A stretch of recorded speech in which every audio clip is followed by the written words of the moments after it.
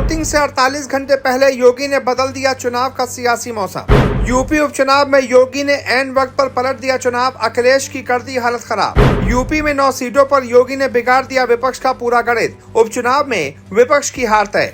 जी, UP में 9 विधानसभा सीटों पर 20 नवंबर को वोटिंग होनी है। सीएम योगी और अखिलेश यादव ने सभी सीटों पर दो बार जनसभा और रोड शो कर पार्टी कैंडिडेट के लिए वोट मांगे हैं। सभी 9 सीटों पर हर दिन तस्वीर बदलती दिखाई दी। मुख्य मुकाबला भाजपा और सपा के बीच दिखाई दे रहा है। भाजपा ने दोगुनी ताकत के साथ सभी सीटों पर कैंपेनिंग की है। वहीं समाजवादी पार्टी भी अपना मोमेंटम बनाए रखने की पूरी कोशिश में है। अखिलेश ने सभी सभाओं में पीडीए का नारा दिया। जिन सीटों पर सपा का कब्जा था, भाजपा ने पुराने आंकड़ों और जातीय समीकरणों को बैठाया। दरअसल इस उपचुनाव को 2027 विधानसभा चुनाव का टेस्ट माना जा रहा है। इसीलिए लोकसभा के रिजल्ट के बाद भाजपा रिकवरी मोड पर दिखी। बसपा पहली बार उपचुनाव लड़ रही है। चुनावी मैदान में असदुद्दीन ओवैसी और चंद्रशेखर की पार्टी प्रत्याशी मैदान में है। पोलिंग के 2 दिन पहले 9 में से 6 सीटों पर एनडीए यानी भाजपा और आरएलडी मजबूत दिख रहे हैं। 1 सीट पर सपा का पलड़ा भारी है। 2 सीटों पर टफ फाइट है। बसपा 1 सीट पर मुकाबले को त्रिकोणीय बना रही है। जिन 9 सीटों पर उपचुनाव हो रहे हैं, उनमें से 4 सीटें करहल, सीसामऊ, कटेहरी और कुंदर की समाजवादी पार्टी के पास थी। 5 पर एनडीए ने जीत दर्ज की थी। इनमें अलीगढ़ की खैर, गाजियाबाद और फूलपुर सीट भाजपा ने जीती थी। मजमा निषाद पार्टी ने और मीरापुर आरएलडी ने जीती थी, जिसमें मैनपुरी की करहल सीट पर तेज प्रताप यादव वर्सेस अनुजेश यादव का मुकाबला काफी दिलचस्प नजर आ रहा है। मैनपुरी की करहल सीट पर 2022 में अखिलेश यादव ने जीत दर्ज की थी। इसको सपा अपना गढ़ मानती है। कन्नौज से सांसद बनने के बाद अखिलेश ने यहां से विधायकी का इस्तीफा दे दिया।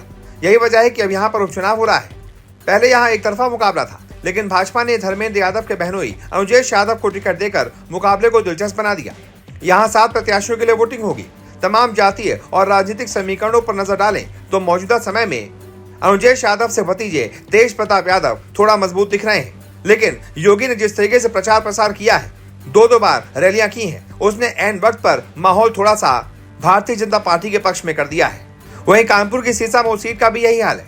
यहाँ पर नसीम सोलंकी वर्सेस भाजपा के सुरेश अवस्थी मैदान में है और यहाँ पर 50-50 का मुकाबला नजर आ रहा है, जो अभी तक 70-30 का था, यानी 70% समाजवादी पार्टी के प्रत्याशी जीतती दिख रही थी। लेकिन योगी ने जिस तरीके से 2 बार रैली करके चुनाव पलटा है, अब मुकाबला कांटे का हो गया है।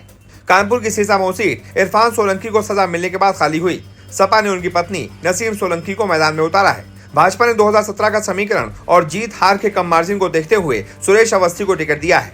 दरअसल 7 साल पहले सुरेश अवस्थी जीत के बहुत करीब आकर चुनाव हारे थे। सीसामऊ में 5 प्रत्याशियों के लिए वोटिंग होगी। सोलंकी परिवार का इस सीट पर 22 साल से कब्जा है। सपा इसे अपनी सेफ सीट मानती है। नसीम सोलंकी पहली बार चुनावी मैदान में है। वो संवेदनाओं के सहारे वोट मांगती दिखाई दी है। वहीं भाजपा ने यहाँ 4 प्रभारी मंत्री उतारे। यहाँ मेन फाइट भाजपा और सपा के बीच है।